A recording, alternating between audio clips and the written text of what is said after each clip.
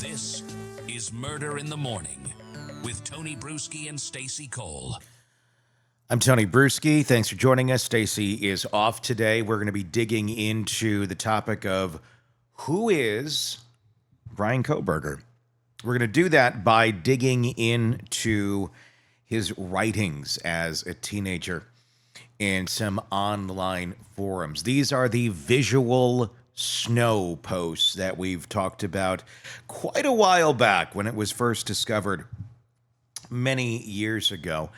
What we're first going to do in our first segment is I'm going to read some of the more notable posts that are out there, verbatim, in his own words. These are how he described how he was feeling as a teenager at the time that he wrote these. It's going to be interesting to see. This is around 2009 when he was posting these. So if we get out the old handy calculator, we can figure out how old he was. Yes, math in my head has failed me many a times. So he's 30 now. 2009 was 16 years ago. He would have been about 14, 15 at the time of these posts, if we're estimating correctly, and this is, in fact, him. And all signs pretty much do point to that this is, in fact, him. But we'll just say alleged, and let's put that going forward to everything in this story, so I don't have to say it 500 times. This is all alleged, based on solid information. So here we go. We're going to read through these posts, and in our next segment, we're going to analyze it. We're going to break it all down and see if this stuff ties together into what might be the mindset of a murderer. He's accused of these crimes. He talks about some very disturbing ways of looking at things, disturbing ways that his mind's working, and he's realizing it in real time at a very young age.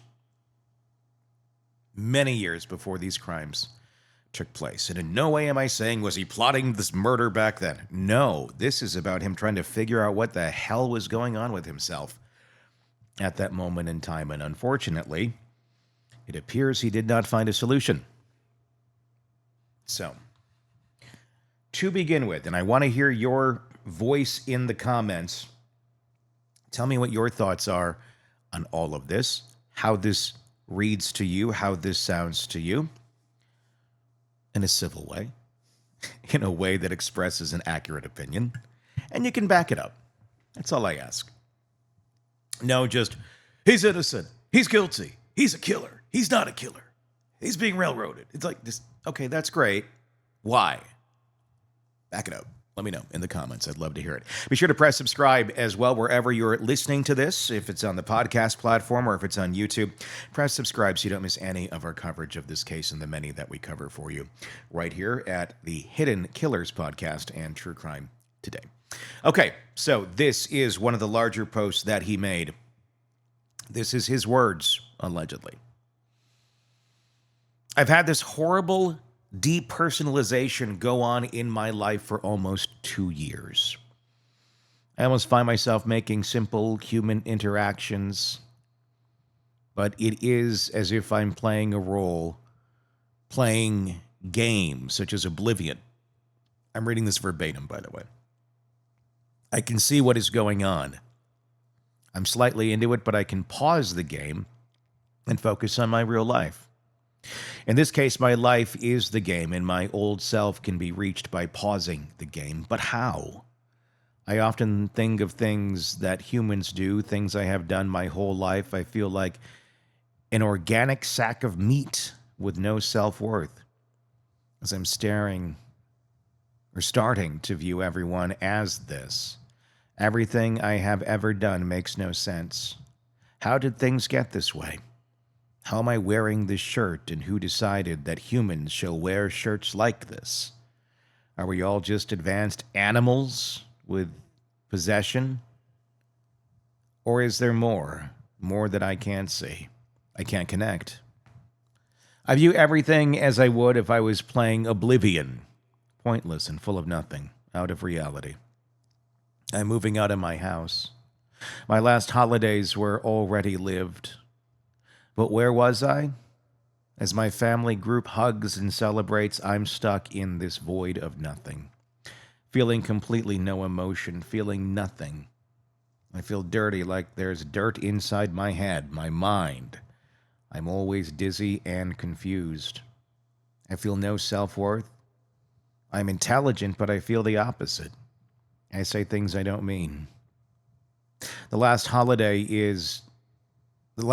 in my house, the house I grew up in, the house I once contributed to, the house I once felt at home in, is past.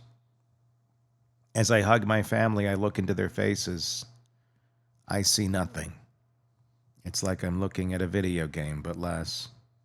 I feel less than mentally damaged. It is like I have severe brain damage. I'm stuck in the depths of my mind where I have to constantly battle my demons. Am I here or am I fake? I feel myself slipping away. I hear screams faintly, but I constantly battle away from it. What if I let go? Where would I be? Would I ever come back to reality? I try to remember where I originated from, but I can't. I barely remember my childhood. I often fear being 80 years old, alone, having faint memories of my parents, everything I missed out on.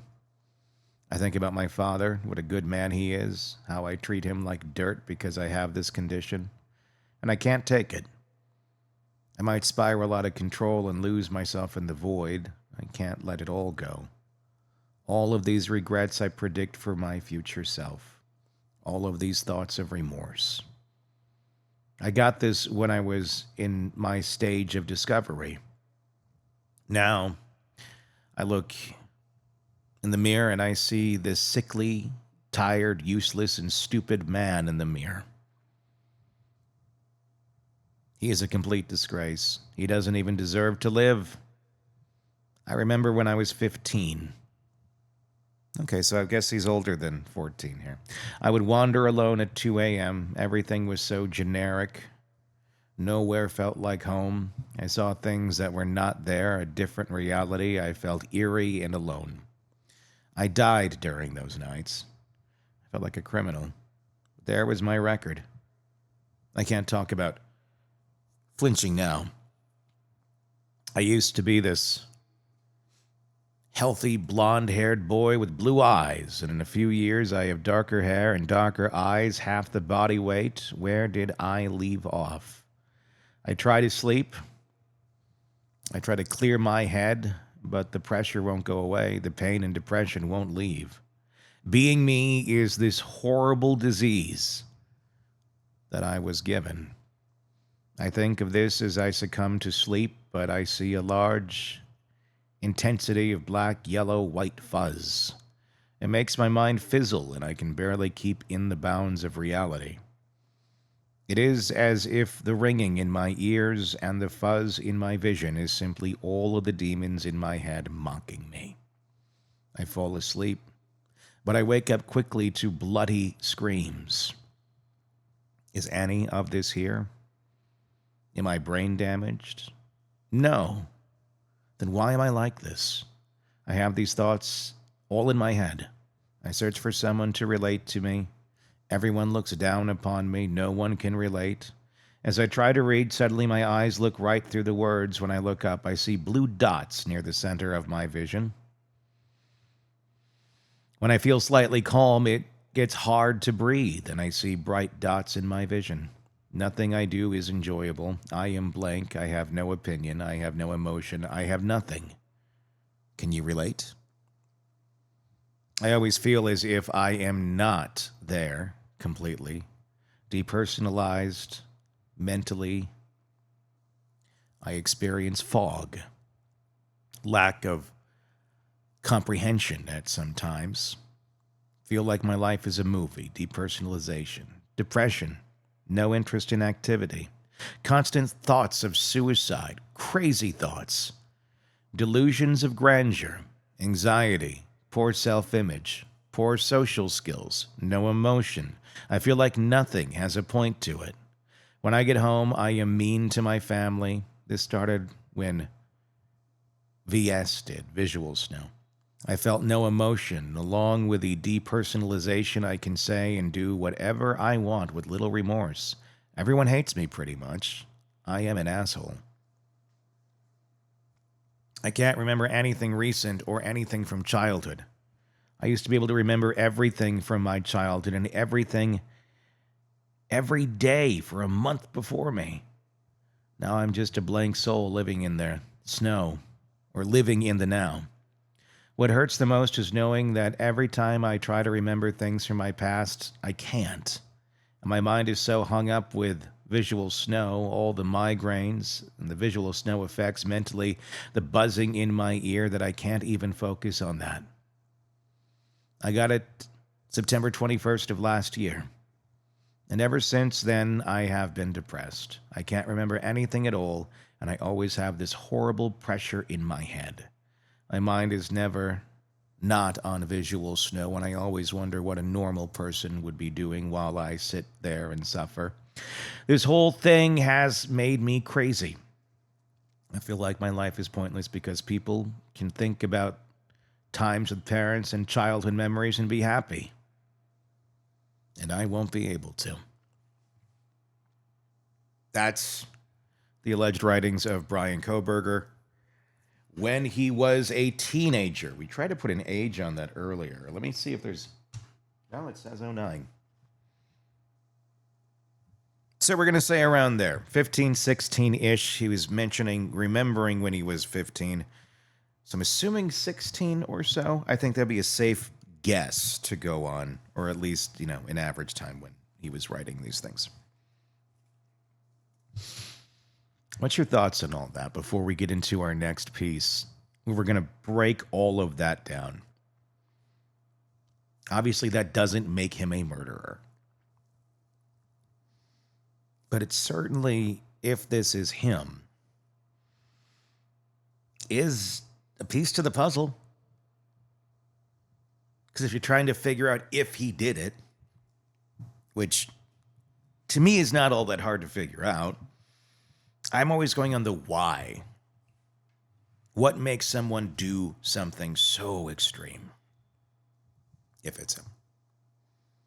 Well, if you can't feel anything, and this is all those traits that he just described are very, very common in serial killers and people who do what he's alleged to have done.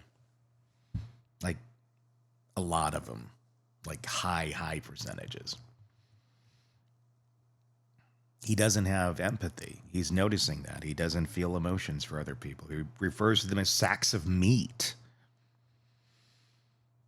If you see people as sacks of meat and you can't put any sort of value to them because your brain's not working right, guess it can make you a little more able to carry out a crime like this if you so wanted to. It's sad. I mean, it really is sad to see someone realize this all these years before this ever happened and feel so helpless. I mean, this version of Bryan, you really do feel for. We're all trying to discover ourselves at that point in life and figure things out. And there's a lot of confusion, but to not have the empathy, then you can't learn, you can't grow if that's not there because you have no self-reflection. And you get stunted and you get stuck.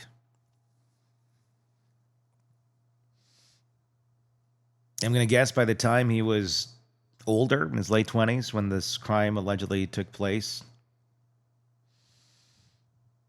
he already seems to be making peace with it here. I wonder how at peace he was with it at that point in time and what he was capable of doing. It doesn't look positive for Bryan Kohberger, I'll tell you that much. Not saying any of that makes him a killer, but in our next piece, we're going to break it down further, and we're going to connect some dots and see where that takes us. Press subscribe wherever you download podcasts so you don't miss any of this conversation and the coverage that we have for you here on the Idaho murders and the case against Bryan Kohberger. If you're on YouTube, press subscribe there. And again, please leave your comments. And hey, if you're on YouTube, subscribe to the podcast so you can listen wherever you go. You don't have to be on YouTube all the time. And if you're on the podcast, check out YouTube and our channel there, Hidden Killers with Tony Bruschi. All of our videos are up there. You can watch us doing the show. And there's usually a lot of graphic elements now, too. So, vice versa. Subscribe in both places, if you will. There's a lot more to come on this. That's coming up in our next segment. Stay with us. Want to stay on top of the latest true crime cases? Press subscribe now and never miss a breaking update from the Hidden Killers podcast and True Crime Today.